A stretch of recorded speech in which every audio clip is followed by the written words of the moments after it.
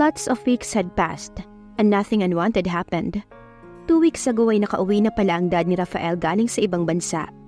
Tapos na raw ang inaayos niya roon, so he can stay here now. For the first time ay nakilala ko ng personal ang dad ni Rafael. Mabait naman siya. Kung ano yung pagkakakilala ko sa kanya nung minsan nakausap ko siya, kapag tumatawag siya kay Rafael, ayun naman ang pakiramdam ko nung nakilala ko siya ng personal. Mabuti at walang problema sa kanya ang relasyon namin ni Rafael. He says he's good with it. And last time, we had a family dinner. Kasama ang pamilya ni Rafael at pamilya ko. Rafael's family was shocked when they saw Cyrus with us. Doon namin sinabi na kapatid ko si Cyrus.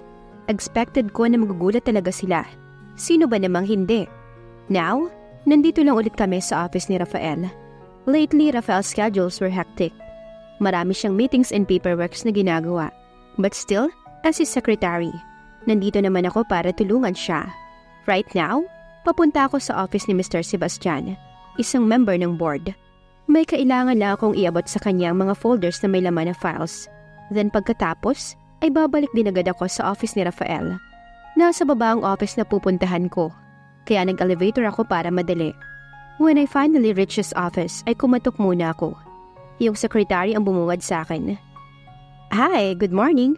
I'll just give this to Mr. Sebastian. Nandyan ba siya? Tanong ko agad sa secretary. Wala si Mr. Sebastian. Iwan mo na lang sa akin, ako nang magbibigay. Sabi niya. Okay, sure, here.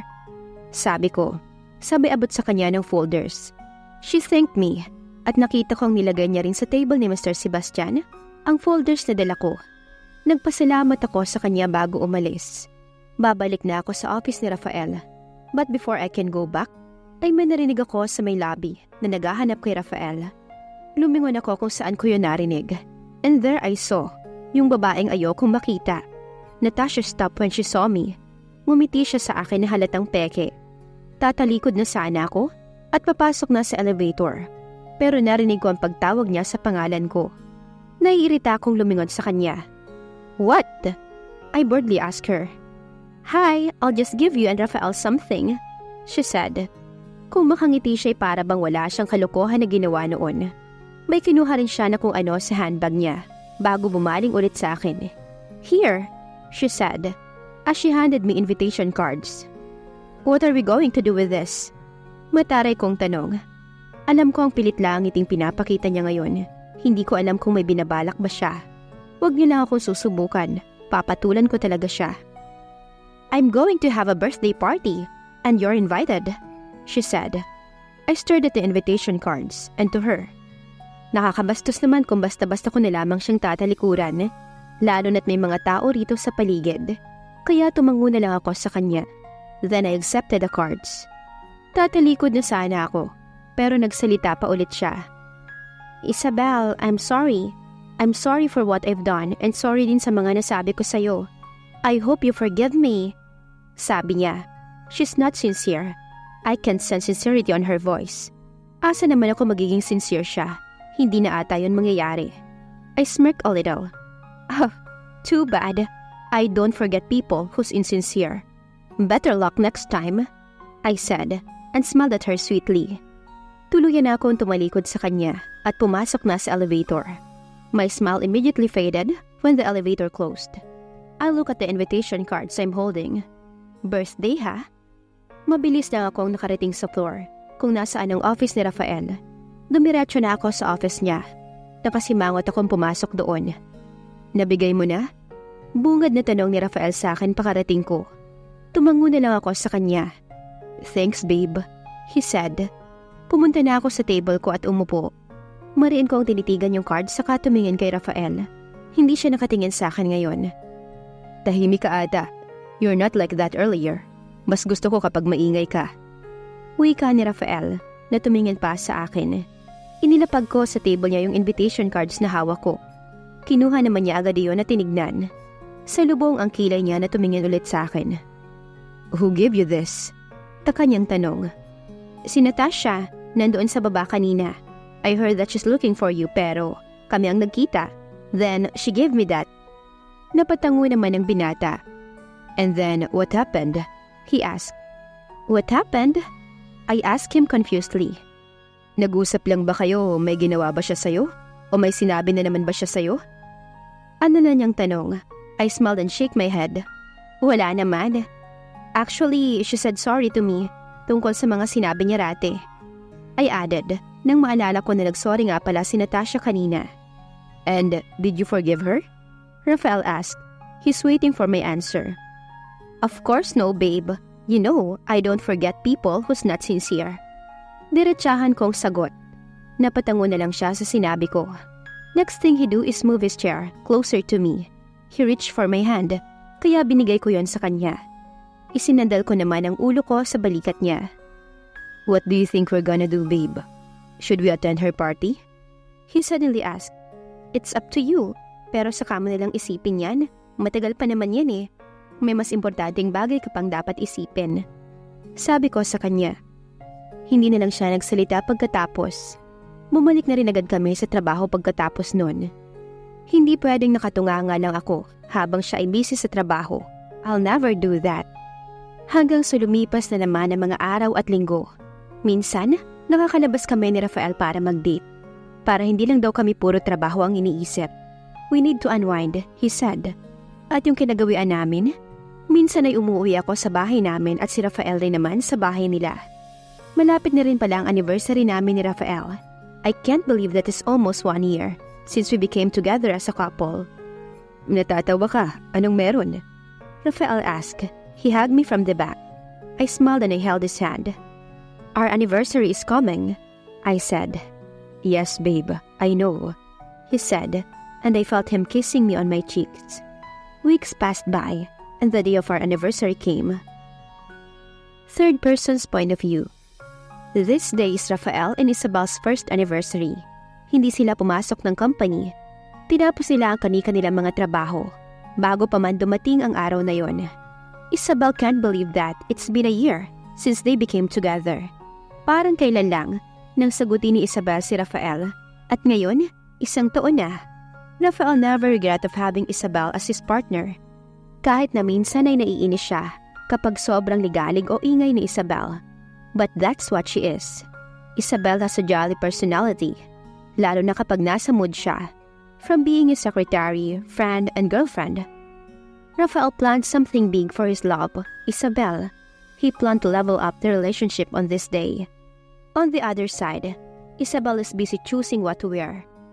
They will be having a dinner at their favorite restaurant, the restaurant where they had their first lunch together. When Isabel finally decided what to wear, nagsimula na siyang magbihis at mag-ayos. Sinuot niya ang red ruffle Marie dress that fitted her body. Her boyfriend loves color red, kaya yun ang sinuot niya. Simple lang niyang nilugay ang buhok niya, and she put the light makeup on her face to make her look more presentable. Nang matapos na siyang mag-ayos, ay sa kanya lang tinawag si Rafael dahil napansin niya na kanina pang wala ito sa kwarto nila. Babe! She shouted para marinig siya ni Rafael kung sakaling nasa baba lamang ito. Nang wala pang Rafael ang nagpakita sa kanya, ay lumabas na siya ng kwarto. She go down and look for Rafael. She keeps calling his name dahil hindi niya ito makita sa bahay nila. Until she decided to look at the garage. Titignan niya kung wala ang sasakyan doon at kung umalis na ang binata. Isabel's brows furrowed when she didn't saw Rafael's car. Alam naman ni Rafael na lalabas sila ngayong gabi, kaya hindi niya alam kung saan ito pumunta. Sakto namang nagring ang phone ni Isabel. Rafael's name flashed on his phone screen. Manzano. Malumanay pero may halong inis na sambit ni Isabel. Babe, I'm sorry. I'm here at Mom's house. Tinawagan na ako dahil may urgent na pakiusap sa akin. But don't worry, tuloy ang dinner natin. I'll ask Cyrus to pick you up there. Sa kanya ka nalang magpahatid at susunod na lang ako. Dire-diretsong saad ni Rafael. Bakit si Cyrus pa? Pwede ka namang bumalik ulit dito para sabay na tayong pumunta. Saad ni Rafael. No babe, we will be late. I'll hang up now. Happy anniversary again and I love you. Sasagot pa sana si Isabel, pero agad nang ini-off ni Rafael ang tawag. One thing is running on Isabel's mind. Her boyfriend is acting weird. Pero naiinis din siya dahil umalis si Rafael nang hindi nagpapaalam. At dahil nakaayos na siya, hinintay na lang niyang dumating ang kapatid niya. Hindi nagtagal ay dumating na rin si Cyrus para ihatid siya sa restaurant. Nagpasalamat na lang at pumayag ang kapatid niya. Congrats, ate.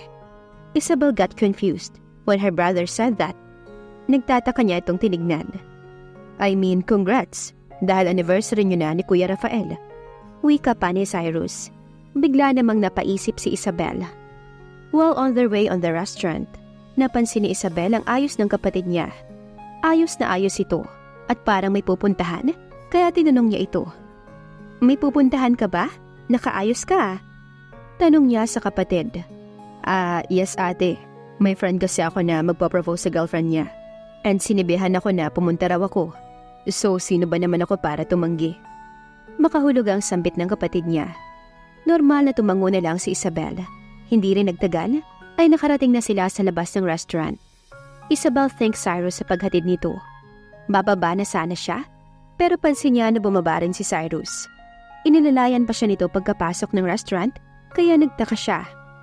Wait, Cyrus, sige na, pwede mo na akong iwan dito. I can manage. Hihintayin ko na lang si Rafael. Baka malate ka pa sa pupuntahan mo. Saad ni Isabel. From looking on his phone, Cyrus looked at his sister and refused. I'll go with you. May nireserve daw si Kuya Rafael. Hiyahatid na kita. Isabel got more confused. Bakit ba kailangan magpa-reserve silang dalawa lang naman daw ang magdi-dinner? Kahit na naguguluhan, ay sumunod na lamang siya sa kapatid. Dumiretso sila sa second floor ng restaurant. At may nilapitan si Cyrus na crew. Then, they instantly followed it. The crew led them to the separate room. Pagkatapat nila sa pintuan, ay nagsalita si Isabel. Dito ba, Cyrus? Sige na, I can really manage myself, she said with a smile. Binalingan niya si Cyrus na nakatingin ulit sa phone. Hey! Isabel called Cyrus. Napatingin naman sa kanyang kapatid. Papasok na ako. Dito ko na lang talaga hihintayin si Rafael. But before Isabel could open the door, ay agad siyang pinigilan ng kapatid. Cyrus? Saway niya rito. Wait, ate, ano kasi? Are you ready? Saglit na tinitigan ni Isabel si Cyrus na magkasalubong ang kilay. Well, of course, I am Cyrus. Dinner lang naman to, ano ka ba? Wika niya na natawa pa. You're acting weird, kanina pa, kayo ni Rafael, she added. Bahagyang nalaki ang mata ni Cyrus sa sinabi ni Isabel, pero hindi niya iyon pinahalata. For the last time, he took a glance at his phone, reading a text from his friend, before finally looking straight at his sister. Pasok ka na ate, Cyrus said, smiling at Isabel. Isabel just nods her head. Hinayaan na lang niya sa tabi niya ang kapatid. Bahala na kung aalis na siya o hindi pa. But she's surprised when she finally opened the door. Something happened she never expected to happen this soon. Just stay still, son. Kami na ang nahihilo sa'yo. Don't worry, because she will surely say yes to you, Rafael's father said to his son, who had been walking back and forth. Rafael stopped and faced his parents. Sorry, I just can't help it but to feel nervous. Paano kung hindi siya pumayag? Narinig ng isa ang sinabi niya. Don't worry, iho. My daughter will say yes to you. Mahal na mahal ka nun. Rafael smiled at her. Thank you, tita. Mama, simula ngayon, tawagin mo na rin akong mama, she said. Rafael smiled and nodded. He looked at his friends, who's teasingly looking at him. Nice one, pare. Congrats agad, Anthony said. Rafael just nodded at him and smiled a little. Rafael looked at his phone. When it rang, he read the text. She's here, sabi niya sa mga kasama niya na ngayon ay nasa loob. They all looked at him and gave him a smile. Rafael took a deep breath before he gets something on his pocket. It's a small red velvet box and it has something inside it. Sandali niya itong pinagkatitigan and a smile formed on his lips. Kinakabahan man, he walks towards at the back of the door. They first turned off the lights for the surprise. Suddenly, the door opened, so as the lights. Pagkabukas ng pinto, ay siya ring pagpasok ng dilaga. Gulat na gulat ito sa nakita at nadatnan niya. Rafael immediately wrapped his arms on the lady's waist. Kusa namang napaharap sa kanya ang dilaga. Slowly, Rafael kneeled on the floor in front of his love with a small box in his hand. Shock is evident on the lady's face when she saw his man kneeling in front of her. Hi babe, happy first anniversary. Rafael started. First of all, I just want to say sorry because I left you at your house alone earlier. I just have to make an excuse to you for this, he said. You're right on what you're thinking right now. I know that it's only 1 year since we became together and yet I'm doing this to you. I know it's too soon but I just want an assurance. I want to make sure that you're only mine. Hindi sa sinasabi ko na aalis ka or iiwan mo ko. Dahil alam kong kahit kailan ay hindi yun mangyayari. But I just want this. The lady in front of him is starting to get teary-eyed. Isabel, since we started living together on the same roof, we've already seen each other's side. Alam na natin ang ugali ng isa't isa. We share problems to each other. We fix it together.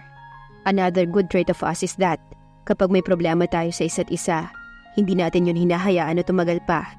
We always fix it as soon as we can because in the end, we'll just end up being together. And the most important that I want to say you is that I don't see you just my secretary or girlfriend. Ikaw yung palaging nakikita ko na katabi ko sa pagising ko. Ikaw yung nakikita ko na kasama ko na bumuo ng pamilya. I see you as my wife and a mother to our future kids. Huminga ng malalim si Rafael bago ulit siya nagsalita.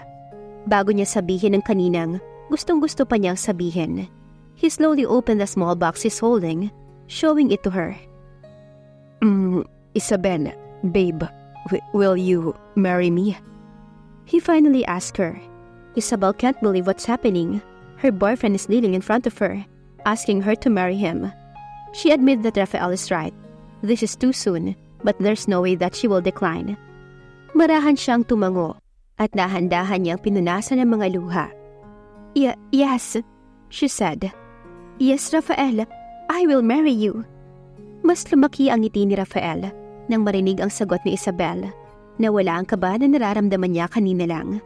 He get the ring from the box at unti-unti niya itong isinuot sa palasinsinga ni Isabel. Isabel's point of view. Pagkatapos na isuot ni Rafael sa akin ng singsing, ay nakangiti ko siyang niyakap. I hug him back kahit na hindi pa ako masyadong nakakabawi mula sa pagkagulat. Congrats! Yan ang mga narinig namin na sinabi nila. Congrats pare, kailan ang kasal? Natawa kaming lahat sa sinabi ni Jiro. Ibinaling ko ang atensyon ko sa paligid namin. His friends Jiro, James, Anthony, and of course Cyrus are here. His parents and sister Ate Mel, pati si Mama ay nandito. Planado ang lahat. I honestly don't have any idea that this would happen. Yung sinabi ni Cyrus kanina ay akala ko ibang kaibigan ang tinutukoy niya. I know he has other friends na hindi ko pa kilala. Kaya hindi ako nagtaka nang sabihin niya yon. Rafael is holding my hand. Pumunta kami kung nasaan ang parents namin dahil nasa iisang table lang sila. Mama! I approached my mama first. Tsaka ko siya niyakap. Si Rafael ay sa parents niya rin lumapit. Congrats anak! Wika ni Mama. Thank you ma, I said sincere. Iginaya ko ni Mama na kausapin ko raw muna ang magulang ni Rafael, kaya yun ang ginawa ko. Congrats iha, to the both of you. Pati sa amin ng parents ni Rafael, I smiled and thanked them as well. A very short conversation happened between us and our parents bago kami hinayaan na kausapin ng mga kaibigan ni Rafael. Nag-dinner na kaming lahat. Kami ni Rafael ay nasa iisang table. We're facing each other at nasa harap namin ng pagkain at inumin. While we're eating, she suddenly held my hand, kaya napatingin ako sa kanya. Did you like my surprise proposal? He asked. I smiled. I love it, babe. But why now? Don't you think it's too soon? I asked. He smiled at me before speaking. Don't mind if it's too soon, babe. What's important for me is you. Ikaw lang gusto kong makasama habang buhay. And hindi naman kita mamadaliin about sa kasal. Hihintayin kita. My heart softened when I heard what he said. Lalo na nang sabihin niyang ako lang gusto niyang makasama habang buhay. Well, ako rin naman. Since we became together, siya na rin nakakita kong kasama ko sa hinaharap. Lalo na nung simula na kaming tumira sa iisang bahay. He's indeed husband material. I love you, I said out of nowhere. Hinawakan niya ang pisngi ko at tumitig sa mga mata ko. I love you too, Isabel. Buong puso na saad ni Rafael bago ako ginawaran ng halik sa labi na buong puso ko namang tinugon. Kasalan na ba ang kasunod na magaganap? At dito na po nagtatapos ang kabanata ng ating kwento. Please like, share, subscribe for more updates. Maraming salamat po.